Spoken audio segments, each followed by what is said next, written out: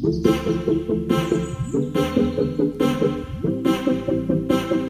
बच्चों, welcome back to learn NCERT. So आज हम लोग स्टार्ट करने जा रही है अपनी एक्सरसाइज 4.4 और इसका क्वेश्चन नंबर 1।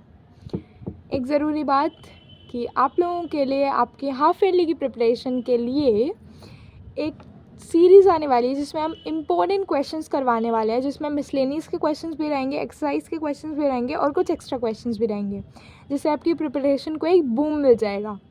ठीक है, तो उसके लिए enjoy the process.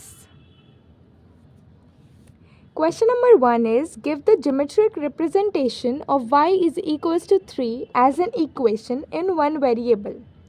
ठीक है, तो क्या बोला है हमसे कि एक इक्वेशन में दे रखी है y is equals to 3। क्या इक्वेशन है? y is equals to 3। इसका क्या करना है? इसको वन वेरिएबल में अगर ये इक्वेशन है तो इसका ज्योमेट्रिक रिप्रेजेंटेशन देना है। देखो कैसे देते हैं, है तो वन वेरिएबल में ही, ठीक है, और हमें एक पॉइंट भी पता है कि y पर 3 है। अगर मैं इसे ऐसे लिख दूँ कि 0x, तो इसका मतलब तो 0 हो जाएगा। कैसे कोई फ़र्क पड़ा? नहीं पड़ा। Plus y is equals to 3। अगर मैंने इस इक्वेशन को ऐसे लिख दिया, ये पूरा पार्ट 0 हो जाएगा। 0 plus any number is that number only, तो y इज़ इक्वल्स टू 3 मिलने वाला है अल्टीमेटली।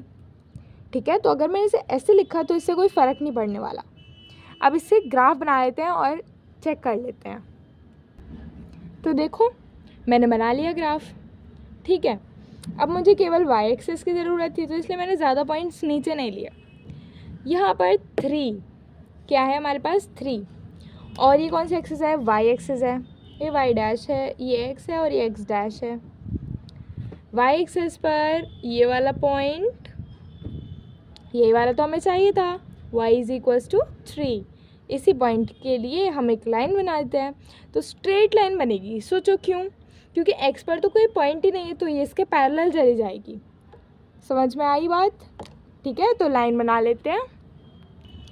देखो तो मैंने लाइन किसके पैरेलल बनाई है? x एक्सिस के, बिकॉज कोई भी पॉइंट उस पर लाइन नहीं कर रहा।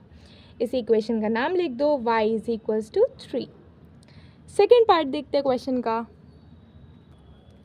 तो देखो इक्वेशन क्या थी हमारी? y इज़ इक्वल्स टू 3, और मैंने इसे लिखा कैसे था? 0x plus 1y is equals to 3। ऐसे लिखा था ना मैंने इसे। ठीक है, अब क्या करना है? इसे 2 वेरिएबल्स में रिप्रेजेंट करना था, तो ये हमने कर दिया 2 वेरिएबल्स में रिप्रेजेंट। ठीक है, तो 0 कहाँ पर है? x पर, ये रहा, और y पर 3 कहाँ है? ये रहा। तो हमारे पास लाइन कैसे आएगी? लाइन तो फिर से वैसी ही आएगी, पर इसने क्या कहा था कि रिप्रेजेंटेशन देना है 2 वेरिएबल्स में, तो 2 वेरिएबल्स में रिप्रेजेंटेशन तो ऐसे ही आएगा ना। कर लेते हैं। देखो इक्वेशन तो हमने बना ली 2 वेरिएबल्स में, 0x plus 1y is equals to 3, पर हमें चाहिए ना 2 सोल्यूशंस। तो ऐसा करते एक बार x को 0 रख लेते हैं, जिससे कि हमारा y 3 आ रहा है, और एक बार x को 2 रख लेते हैं। x को 2 रखूँगी तो क्या आएगा मेरे पास? 2 plus Y is equals to 3, तो y कितना आया? 1। तो इस तरीके से कुछ आप सोल्यूशन निकाल सकते हो। तो मैंने एक बार x को 0 रखा है, एक बार x को 2 रखा है। अपनी लाइन ड्रॉ कर लेते हैं। तो देखो y2 पर भी x मुझे 3 मिलेगा, है ना? y2 पर भी मुझे x 3 मिलेगा, और x2 पर भी मुझे y 3 मिलेगा।